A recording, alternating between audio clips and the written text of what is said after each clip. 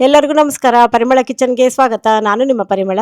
ಇವತ್ತು ನಾನು ಸಾಧಾರಣ ಚಪಾತಿಗಿಂತ 10 ಪಟ್ಟು ಆರೋಗ್ಯಕರವಾಗಿರುವ ಚಪಾತಿ ಮಾಡೋದು ತೋರಿಸ್ತಾ ಇದ್ದೀನಿ. ತುಂಬಾ ಚೆನ್ನಾಗಿರುತ್ತೆ.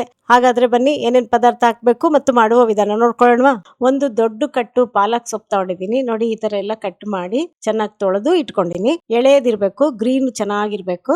ಈಗ ಒಂದು ಬಾಂಡ್ಲಿಗೆ 2 ಲೋಟದಷ್ಟು ನೀರ್ ಹಾಕೊಂತಾ ಇದೀನಿ. ಮಾಮೂಲು ನೀವು ದಿನ ನೀರ್ ಕುಡಿತೀರಲ್ಲ, ಅದೇ ಲೋಟದಲ್ಲಿ 2 ಲೋಟದಷ್ಟು ನೀರ್ ಹಾಕೊಂಡು ನಾನು ಕ್ಲೀನ್ ಮಾಡಿ ಇಟ್ಟಿರೋ ಪಾಲಕ್ ಸೊಪ್ಪೆಲ್ಲ ಹಾಕೊಂಡಿದೀನಿ.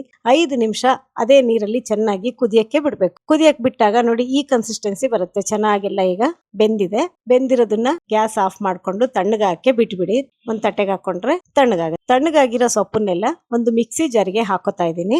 ಹಾಗೆ ಒಂದ್ ಸ್ವಲ್ಪ ಕೊತ್ತಂಬರಿ ಸೊಪ್ಪು ಹಾಕೊಂಡಿದೀನಿ, ಒಂದ್ ಸ್ವಲ್ಪ ಶುಂಠಿ ಹಾಕೊಂತಾ ಇದೀನಿ, 1-2 ಹಸಿಮೆಣಸಿನ್ಕಾಯಿ, ರುಚಿಗೆ ತಕ್ಕಷ್ಟು ಉಪ್ಪು, ಇಷ್ಟು ಹಾಕೊಂಡು ನೀರ್ ಹಾಕೊಳ್ದಲೆ ನುಣ್ಣಗೆ ಪೇಸ್ಟ್ ಮಾಡ್ಕೋಬೇಕು. ನೋಡಿ ಎಷ್ಟು ಚೆನ್ನಾಗ್ ಬಂತಲ್ವಾ, ಒಳ್ಳೆ ಗ್ರೀನ್. 300 ಗ್ರಾಮ್ ಅಷ್ಟು ಗೋಧಿ ಹಿಟ್ಟು ಹಾಕೊಂಡಿದೀನಿ. ಹಾಗೆ ಪಾಲಕ್ ಪೇಸ್ಟ್ ಹಾಕೊಂತಾ ಇದೀನಿ. ಮೇಲೆ 1-2 ಸ್ಪೂನ್ ಅಷ್ಟು ಮೊಸರು ಹಾಕೊಂಡಿದೀನಿ. 2-3 ಸ್ಪೂನ್ ಅಷ್ಟು ಮೊಸರು, ಸ್ವಲ್ಪ ನೀರು, 1-2 ಸ್ಪೂನ್ ಅಷ್ಟು ನೀರು ಅಷ್ಟೇ. ಚೆನ್ನಾಗಿ ಕಲಸ್ಕೋಬೇಕು. ಚೆನ್ನಾಗಿ ಕಲಸ್ಕೊಂಡಾದ್ಮೇಲೆ ಅವಶ್ಯಕತೆ ಇದ್ರಷ್ಟೇ ನೀರ್ ಹಾಕೊಳ್ಳಿ, ಇಲ್ಲಾಂದ್ರೆ ಬೇಡ. ಯಾಕೆಂದ್ರೆ ಮೊಸರು ಇರುತ್ತಲ್ವಾ. ನೋಡಿ ಎಷ್ಟು ಚೆನ್ನಾಗಿ ಒಳ್ಳೆ ಬಣ್ಣ ಬಂದಿದೆ, ಆರೋಗ್ಯಕರವಾದ ಬಣ್ಣ.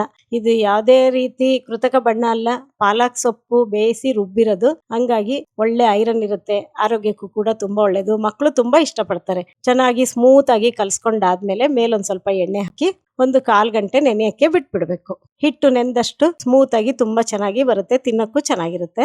ಇದನ್ನ ಮಾಡಿಟ್ಟು ಬೆಳಗ್ಗೆ ಮಾಡಿಟ್ಟು ರಾತ್ರಿ ತಿಂದ್ರೂ ತುಂಬಾ ಚೆನ್ನಾಗಿರುತ್ತೆ. 1/4 ಗಂಟೆ ನೆನೆಯಕ್ಕೆ ಇಟ್ಬಿಡೋಣಂತೀಗ. ನೀವೆಲ್ಲಾ ತರ ಚಪಾತಿ ಮಾಡ್ಕೊಂತಿರ್ತೀರಾ, ಇದು ಒಂದ್ಸಲಿ ಟ್ರೈ ಮಾಡಿ, ಖಂಡಿತ ನಿಮ್ಗೂ ಇಷ್ಟ ಆಗುತ್ತೆ. 1/4 ಗಂಟೆ ಆಯ್ತು, ತೆಗೆದು ಮತ್ತೊಂದ್ಸಲಿ ನಾದ್ಕೊಳ್ಳೋಣಂತೆ. ನೋಡಿ ಎಷ್ಟು ಸ್ಮೂತ್ ಆಗಿ ಚೆನ್ನಾಗಾಗಿದೆ ಅಲ್ವಾ. ಎಷ್ಟೊಂದ್ ಜನ ಕೇಳ್ತಾ ಇರ್ತಾರೆ ಕಾಮೆಂಟ್ ಅಲ್ಲಿ, ಚಪಾತಿ ಒರಟಾಗುತ್ತೆ, ತಣ್ಣಗಾದ್ಮೇಲೆ ಗಟ್ಟಿ ಆಗುತ್ತೆ ಹೆಂಗೆ ಅಂತ. ನಾನೀಗ ತೋರಿಸ್ತಿದ್ದೀನಿ ನೋಡ್ರಿ. ನೀವು ಎಷ್ಟು ಚೆನ್ನಾಗಿ ನಾದ್ಕೊಂತೀರೋ ಅಷ್ಟು ಸ್ಮೂತ್ ಆಗಿ ಮೃದುವಾಗಿ ಬರುತ್ತೆ.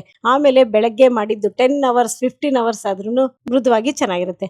ಈಗ ನಾದ್ಕೊಂಡಿರೋದು ಸ್ವಲ್ಪ ಹಿಟ್ಟು ತಗೊಂಡಿದ್ದೀನಿ. ಹಾಗೆ ಮೇಲೆ ಗೋಧಿ ಹಿಟ್ಟು ನಾನು ಲಟ್ಟಿಸ್ಕೊಳಕ್ಕೂ ಹಾಕೊಂತಾ ಇರೋದು ಪುಡಿ ಹಿಟ್ಟು. ಈಗ ಲಟ್ಟಿಸ್ಕೊಂತ ಹೋಗ್ಬೇಕು. ಹಿಂಗ್ ಮಾಡ್ಬಿಟ್ಟು ನಾನ್ ನೋಡಿ ಈ ತರ ಮಾಡ್ತಾ ಇದ್ದೀನಿ. 2 ಚಪಾತಿ ಒಟ್ಟಿಗೆ ಮಾಡ್ತಾ ಇದ್ದೀನಿ. ಈ ತರ ಮಾಡ್ಕೊಂಡ್ರೆ ತುಂಬಾ ಚೆನ್ನಾಗಿರುತ್ತೆ. ಹಿಂಗೆ ಮಧ್ಯಕ್ಕೆ ಪ್ರೆಸ್ ಮಾಡ್ಕೊಂಡು ಒಂದ್ ಕಡೆ ಎಣ್ಣೆ ಒಂದ್ ಕಡೆ ಹಿಟ್ಟು ಹಾಕೊಂಡು ಮತ್ತೊಂದ್ಸಲಿ ಚೆನ್ನಾಗಿ ಪ್ರೆಸ್ ಮಾಡಾದ್ಮೇಲೆ ಈಗ ಲಟ್ಟಿಸ್ಕೊಂತ ಬರ್ಬೇಕು. ಸ್ವಲ್ಪ ಪುಡಿ ಹಿಟ್ಟು ಅವಶ್ಯಕತೆ ಇದ್ರೆ ಹಾಕೊಳ್ಳಿ. ಮೇಲೊಂದ್ ಸ್ವಲ್ಪ ಎಣ್ಣೆ ಹಚ್ಚುತ್ತಾ ಇದೀನಿ. ದಪ್ಪನಿಲ್ಲ ತೆಳಗಿನಿಲ್ಲ, ಮಾಮೂಲಾಗಿ ಲಟ್ಟಿಸ್ಕೊಂಡು ನಾನು ಮೇಲೆ ಎಣ್ಣೆ ಹಚ್ಚುತ್ತಾ ಇದೀನಿ. ಬಣ್ಣ ನೋಡಿ ಎಷ್ಟು ಖುಷಿ ಆಗುತ್ತಲ್ವಾ, ಎಣ್ಣೆ ಹಚ್ಚಿದ್ ನೋಡಿ ಎಷ್ಟು ಶೈನಿಂಗ್ ಆಗಿ ಕಾಣಿಸ್ತಾ ಇದೆ ಅಂತ. ಹೆಂಚು ಚೆನ್ನಾಗಿ ಕಾದಿದೆ. ಲಟ್ಸಿರೋ ಚಪಾತಿನ ಈಗ ಹಾಕೊಂಡ್ಬಿಡೋಣಂತೆ. ಹಿಂಗೆ ಮಾಡ್ಕೊಡ್ತಾ ಇದ್ರೆ ಮಕ್ಕಳಂತೂ ಕುಣಿದಾಡ್ಕೊಂಡು ತಿಂತಾರೆ, ಅಷ್ಟು ಚೆನ್ನಾಗಿರುತ್ತೆ. ನೀವು ತಿನ್ರಿ ಬೇಗ ಅಂತ ಹೇಳೋದೇ ಬೇಡ, ಅಷ್ಟು ಚೆನ್ನಾಗಿ ತಿನ್ಕೊಂಡ್ಬಿಡ್ತಾರೆ. ರುಚಿನೂ ಅಷ್ಟೇ ಚೆನ್ನಾಗಿರುತ್ತೆ. 2 ಕಡೆ ಚೆನ್ನಾಗಿ ಬೇಯಿಸ್ಕೋಬೇಕು. ನಿಮಗೆ ಬೇಕಾದ್ರೆ ತುಪ್ಪ, ಬೆಣ್ಣೆ, ಎಣ್ಣೆ ಯಾವ್ದಾದ್ರು ನೀವು ಹಾಕೋಬಹುದು. ನಾನು ಸಾಟಿಗೆಲ್ಲ ಹಾಕಿರೋದ್ರಿಂದ ನಾನು ಹಾಕ್ತಾ ಇಲ್ಲ ಅಷ್ಟೇ. ಬೇಕಾದ್ರೆ ನೀವು ಯೂಸ್ ಮಾಡ್ಕೊಳ್ಳಿ. ಇದಕ್ಕೆ ಮೊಸರು, ಆಮೇಲೆ ಚಟ್ನಿ ಪುಡಿ, ಪಲ್ಯಗಳು ಎಲ್ಲಾನು ಚೆನ್ನಾಗಿರುತ್ತೆ ಕಾಂಬಿನೇಷನ್. ನೋಡಿ ಎಷ್ಟು ಚೆನ್ನಾಗಿ ಉಬ್ಬಿ ಬರ್ತಾ ಇದೆ. ಈಗ ನಾನು ನಿಮಗೆ ತೆಗೆದು ತೋರಿಸ್ತೀನಿ.